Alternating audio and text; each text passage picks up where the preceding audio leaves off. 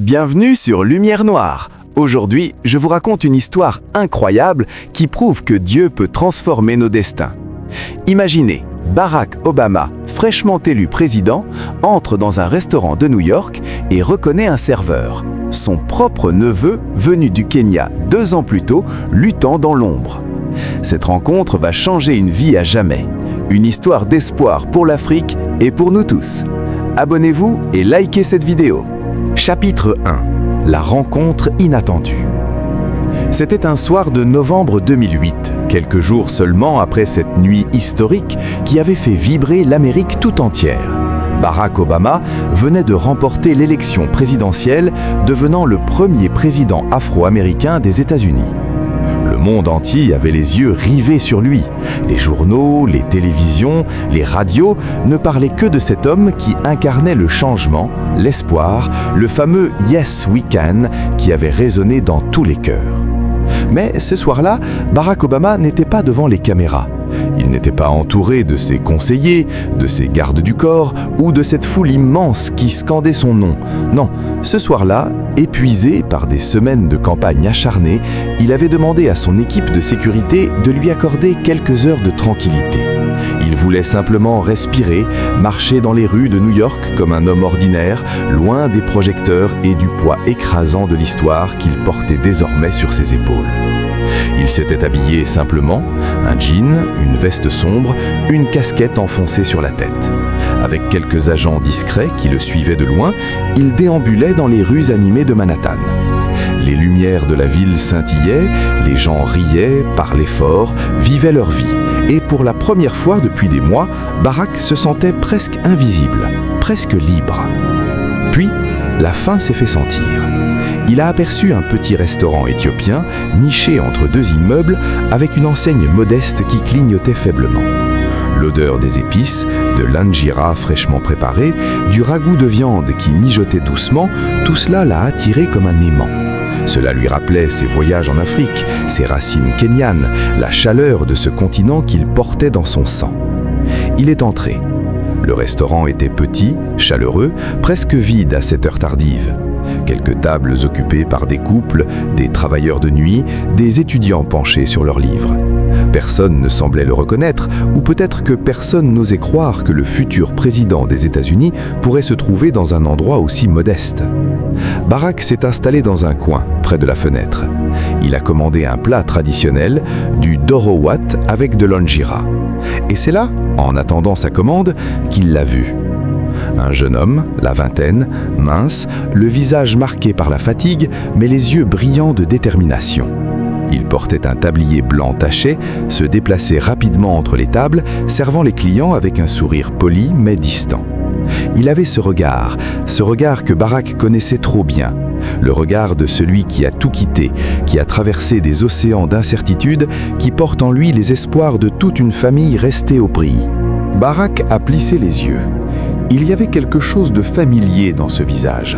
Les pommettes hautes, la forme du front, cette manière de pencher légèrement la tête quand il écoutait. Mon Dieu! Le cœur de Barack s'est mis à battre plus fort.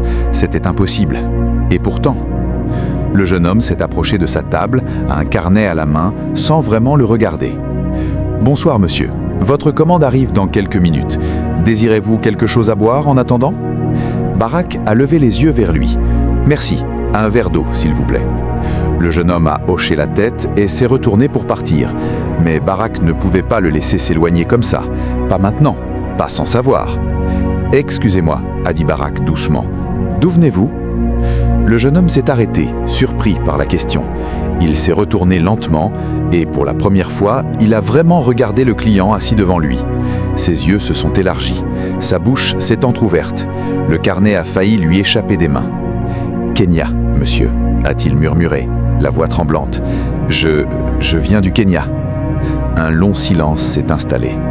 Le bruit du restaurant semblait s'être évanoui.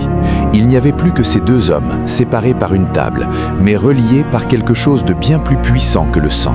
L'histoire, le destin, la providence. « Quel est votre nom ?» a demandé Barack, la gorge serrée. « David Okot Obama. » Le monde s'est arrêté. Obama. Ce nom qui portait en lui tant de douleurs, tant de rêves, tant de sacrifices. Barak a senti ses mains trembler.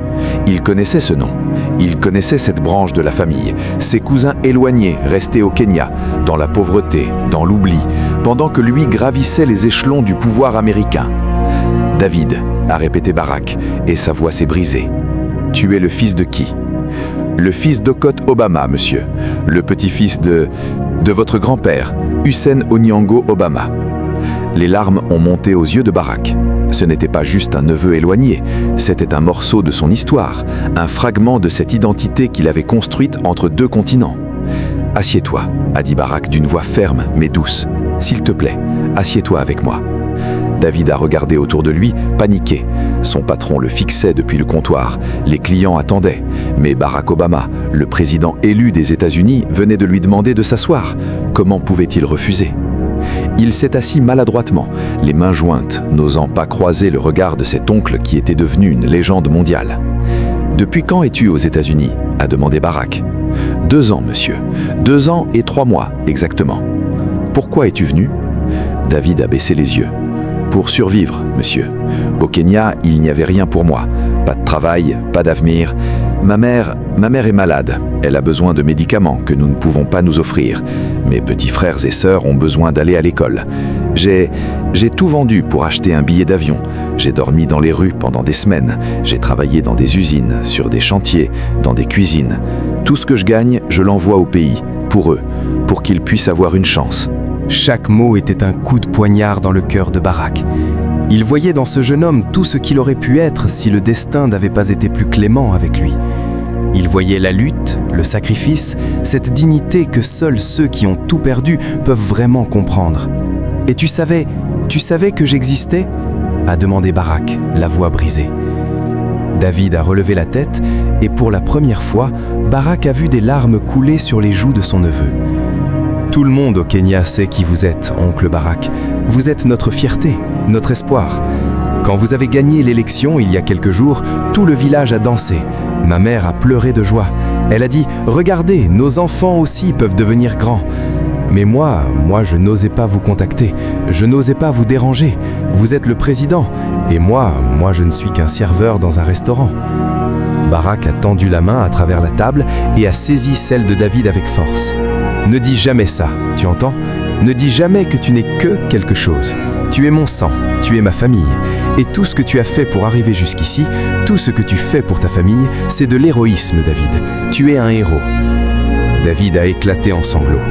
Tous ces murs, toute cette armure qu'il avait construite pendant 2 ans de solitude et de lutte se sont effondrés d'un coup. Et Barak s'est levé, a contourné la table et a serré son neveu dans ses bras. 2 hommes, 2 destins, mais une seule histoire. Les clients du restaurant regardaient la scène, bouche bée. Certains commençaient à reconnaître le président élu, les téléphones se sont allumés. Mais Barak s'en fichait. À cet instant précis, il n'était pas le futur leader du monde libre, il était juste un oncle qui retrouvait son neveu. Ils ont parlé pendant des heures cette nuit-là. Barak a écouté l'histoire de David, le voyage, les nuits d'angoisse, les discriminations, la peur d'être expulsé, les lettres envoyées au Kenya avec de l'argent gagné centime par centime. Et David a écouté Barak lui raconter son propre parcours, l'absence de son père, la quête d'identité, les doutes, les échecs et cette foi inébranlable que Dieu avait un plan pour chacun d'eux. Quand ils se sont quittés ce soir-là, Barak a glissé quelque chose dans la main de David. Un morceau de papier avec un numéro de téléphone. « Appelle-moi demain, nous allons régler ça. Ta mère aura ses médicaments, tes frères et sœurs iront à l'école, et toi, tu vas enfin pouvoir vivre, pas seulement survivre. » David est rentré chez lui cette nuit-là dans son petit studio miteux de Brooklyn et il a pleuré jusqu'à l'aube. Mais cette fois, c'était des larmes de joie, des larmes d'espoir, des larmes qui disaient « Dieu ne m'a pas oublié ». Chers abonnés de Lumière Noire, cette histoire ne fait que commencer. Si vous croyez que Dieu peut encore changer nos vies, si vous croyez en l'espoir pour l'Afrique, alors abonnez-vous et likez cette vidéo. Partagez cette lumière autour de vous. Le chapitre 2 va vous bouleverser encore plus. Restez avec moi. À tout de suite. Chapitre 2. La transformation. Le lendemain matin, David s'est réveillé dans son studio de Brooklyn avec un sentiment étrange. Pendant quelques secondes, allongé sur son matelas posé à même le sol, il a cru avoir rêvé.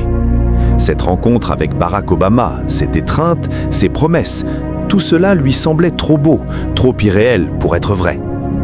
Mais quand il a cherché dans la poche de son pantalon froissé, ses doigts ont touché ce petit morceau de papier plié.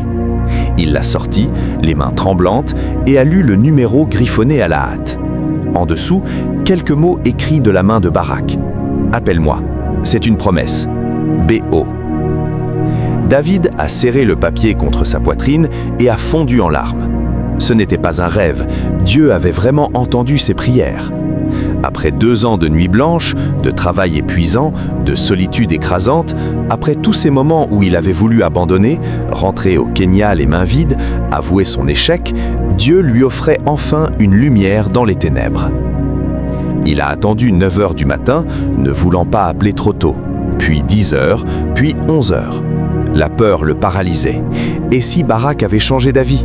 Et si, au réveil, le président élu avait réalisé qu'aider un neveu éloigné serait un fardeau trop lourd à porter? Et si ce numéro n'était qu'un geste de politesse, une façon douce de se débarrasser de lui? Mais à midi, alors qu'il était assis sur le rebord de sa fenêtre, regardant les rues grises de Brooklyn s'agiter sous un ciel d'hiver, David a fermé les yeux et a prié. « Seigneur, si c'est ta volonté, guide-moi. Je remets ma vie entre tes mains. » Il a composé le numéro. 1 sonnerie, 2 sonneries, 3. Le cœur de David tambourinait si fort qu'il entendait à peine le téléphone. Et puis, une voix, calme, chaleureuse, familière. « David ? Oncle Barack ?» La voix de David tremblait. « Oui, c'est moi. J'attendais ton appel. Tu as bien dormi ?» David ne savait pas quoi répondre. Comment dire à cet homme, ce géant de l'histoire, qu'il avait pleuré toute la nuit, que son cœur était rempli d'un espoir qu'il n'osait même pas nommer? « Oui, monsieur. Merci, monsieur. »« David, arrête de m'appeler monsieur. Je suis ton oncle. Appelle-moi Barack. Écoute, j'ai réfléchi toute la nuit. J'ai aussi parlé avec Michelle, ma femme. Nous voulons t'aider. Mais avant tout, j'ai besoin de savoir exactement ce dont tu as besoin. Pour toi, pour ta mère, pour tes frères et sœurs. Dis-moi tout. » Et David a parlé. Il a tout déballé. La maladie de sa mère, le diabète qui ravageait son corps, les médicaments qui coûtaient une fortune qu'il n'avait pas, ses 3 petits frères, ses 2 sœurs qui rêvaient d'aller à l'école, mais qui devaient travailler dans les champs pour survivre, son propre statut d'immigré précaire, la peur constante d'être arrêté et expulsé parce que son visa de touriste avait expiré depuis longtemps, les nuits où il devait choisir entre manger ou envoyer de l'argent au Kenya, les hivers glacials où il n'avait pas de manteau, juste un pull troué qu'il portait jour et nuit. Barack a écouté en silence. Chaque mot, chaque détail était un miroir tendu à l'Amérique, à ce pays qui célébrait son élection comme un triomphe de l'espoir, pendant que des milliers de David se battaient dans l'ombre, invisibles, oubliés. « David, » a dit Barack après un long silence, « je vais être honnête avec toi. Je ne peux pas résoudre tous les problèmes. Je ne peux pas changer le système tout seul, pas du jour au lendemain. Mais ce que je peux faire, c'est t'aider à avoir une chance, une vraie chance. Et ce que tu en feras ensuite, ça dépendra de toi. Es-tu prêt à travailler dur? Es-tu prêt à saisir cette opportunité? » « Oui, oncle Barack, je suis prêt. Je l'ai toujours été. » « Bien. Alors voilà ce que nous allons faire. D'abord, ton statut d'immigration. J'ai des avocats, les meilleurs du pays. Ils vont s'occuper de ton dossier. Tu auras tes papiers en règle dans les prochains mois. Ensuite, ta mère. Je vais envoyer de l'argent aujourd'hui même pour ses médicaments pour les 6 prochains mois. Et nous allons trouver un médecin là-bas, quelqu'un de fiable qui pourra la suivre correctement. David pleurait maintenant sans retenue. « Oncle Barack, je ne sais pas comment... Je ne pourrai jamais vous remercier assez. » « Ce n'est pas fini. Tes frères et sœurs, combien sont-ils? 5. 3 garçons, 2 filles. Le plus jeune a 8 ans, la plus âgée 14. Ils vont tous aller à l'école. Une bonne école. Je m'occupe des frais de scolarité, tous, jusqu'à l'université s'ils le veulent. » David s'est effondré sur le sol de son studio, le téléphone collé à l'oreille, le corps secoué de sanglots. Comment était-ce possible? Comment Dieu pouvait-il être si bon, si miséricordieux? Et toi, David, parlons de toi. Ce restaurant où tu travailles, c'est ce que tu veux faire toute ta vie? Non, oncle. J'ai toujours rêvé d'étudier. L'ingénierie, construire des choses, des ponts, des routes, des bâtiments, aider à développer le Kenya. Mais je n'ai jamais eu les moyens. Tu vas reprendre tes études, David.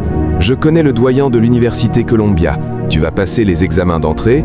Si tu réussis, et je sais que tu vas réussir, tu auras ta place. Une bourse couvrira tout. Tes frais de scolarité, tes livres, ton logement. Tout ce que je te demande, c'est de travailler dur et de ne jamais oublier d'où tu viens. David ne pouvait plus parler. Il hochait la tête, le visage inondé de larmes, le cœur débordant d'une gratitude qu'aucun mot ne pouvait exprimer. Une dernière chose, David. Je veux que tu comprennes quelque chose. Ce que je fais pour toi, ce n'est pas juste de la charité. Ce n'est pas parce que je suis riche ou puissant. C'est parce que tu es ma famille. Et dans notre culture, en Afrique, la famille prend soin de la famille. J'aurais dû le faire plus tôt. J'aurais dû chercher à savoir comment vous alliez tous là-bas au Kenya. Mais j'étais tellement absorbé par ma carrière, par ma propre vie, je m'en excuse. Non, oncle, vous n'avez pas à vous excuser. Vous avez donné de l'espoir à des millions de gens, à moi aussi. Quand je vous ai vu à la télévision, quand j'ai entendu votre discours sur le changement, sur Yes We Can, je me suis dit, si cet homme qui vient de là où je viens peut devenir président, alors moi aussi je peux réussir. Vous m'avez déjà sauvé avant même de me connaître. Ces mots ont touché Barack au plus profond de son âme. Il a compris à cet instant que sa victoire n'était pas seulement politique, c'était spirituel. C'était un message de Dieu à tous les oubliés de la terre. Vous n'êtes pas invisible, votre combat compte, votre vie a de la valeur. Dans les semaines qui ont suivi, tout s'est enchaîné comme dans un rêve. Les avocats se sont occupés du dossier d'immigration de David avec une efficacité redoutable. L'argent est arrivé au Kenya et la mère de David a reçu ses premiers traitements dans une vraie clinique avec de vrais médecins. Pour la première fois depuis des années, elle a pu dormir sans douleur. Elle a appelé son fils en pleurant « David, Dieu existe, il ne nous a pas abandonnés ». Les frères et sœurs des David ont reçu des uniformes neufs, des sacs à dos, des livres. Ils sont entrés dans une école privée, propre, avec des professeurs qualifiés. Le plus jeune, Samuel, qui ne savait ni lire ni écrire à 9 ans, a appris l'alphabet en 3 mois. La plus âgée, Grace, qui rêvait de devenir médecin, mais qui pensait que ce rêve était impossible, s'est mise à étudier avec une passion dévorante. Et David a passé les examens d'entrée de l'université Columbia. Il a étudié jour et nuit, dans les bus, dans les métros, pendant ses pauses au restaurant. Son patron, voyant sa détermination, lui a réduit ses heures pour qu'il puisse se préparer. Et le jour des résultats, quand David a vu son nom sur la liste des admis, il est tombé à genoux sur le trottoir de la 116e rue et a crié « Merci Seigneur, merci ». Barack a tenu sa promesse. La bourse a été accordée.